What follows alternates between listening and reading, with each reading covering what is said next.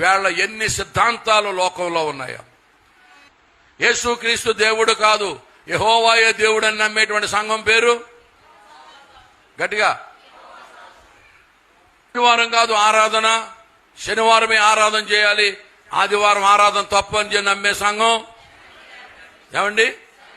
Seventh day advantage. అసలు నీటి బాప్తిసం కాదు, బాప్తిసం అంటే జెండా కింద నుంచి వెళ్ళాలి, జెండా కింద నుంచి వెళ్తేనే బాప్తిసం అని నమ్మే సంఘం పేరు చెప్పండి. సాల్వేషన్ ఆర్మీ, రక్షణ సైన్యం.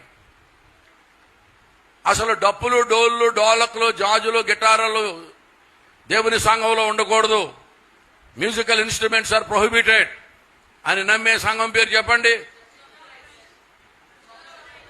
క్రీస్తు సంఘం, చర్చ్ ఆఫ్ క్రైస్ట్. భాషలు, ప్రవచనాలు ఎప్పుడో నిలిచిపోయినాయి. నువ్వు భాషలు మాట్లాడుతున్నావంటే, భాషలు మాట్లాడుతున్నావంటే నువ్వు దెయ్యంతో మాట్లాడుతున్నావు అని చెప్పేటువంటి సంఘాలు ఏమన్నా ఎల్ఈఎఫ్ వాళ్ళు ఉన్నారు, హెబ్రోన్ వాళ్ళు ఉన్నారు, చాలా మంది ఉన్నారు ఆ విషయంలో. ఇలాగున్న సంఘం విడిపోయింది ప్రియులారా. అసలు తండ్రి కొడుకు కాదు ప్రాముఖ్యం, తల్లే ప్రాముఖ్యం. తల్లి లేకుండా కొడుకు ఎలాగొచ్చాడు అని నమ్మే సంఘం పేరు ఎవరండి? ఆర్సిఎం, రోమన్ కథోలికులు. దేవుని బిడ్డలారా, ఇలాగున దేవుని సంఘములో రకరకాల బోధలు ఉన్నాయి.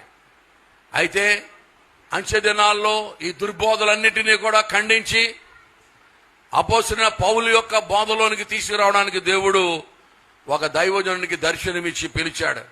ఆయన పేరు అద్దంకి రంజిత్ ఓఫిర్ గారు. ఆయన పేరేం పేరండి? అద్దంకి రంజిత్ ఓఫిర్ గారు. ఎన్నాళ్ళు రెండు తలంపుల మధ్య తడబడతారు.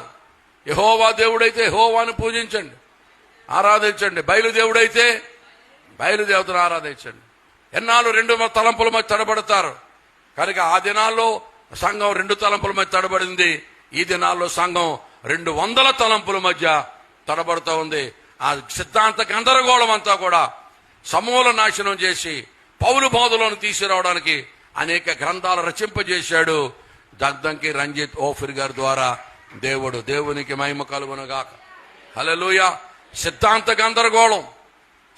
గందరగోళం అంతా తొలగించి ఆ విశ్వాస విషయంలో మనమందరం కూడా ఏకత్వం పొందినట్లుగా దేవుడు ఒక దైవజను అంచెదినాల్లో లేపాడు.